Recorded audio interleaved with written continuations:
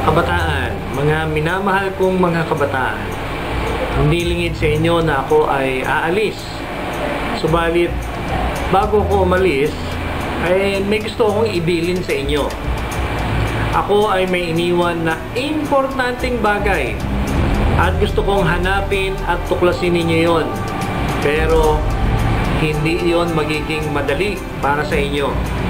Sa loob ng 4 na Sabado, kayo ay may lakbayin na dapat lakaran at kwento na dapat pagyamanin, mga tungkulin na dapat gawin at mga pagsubok na dapat lagpasan.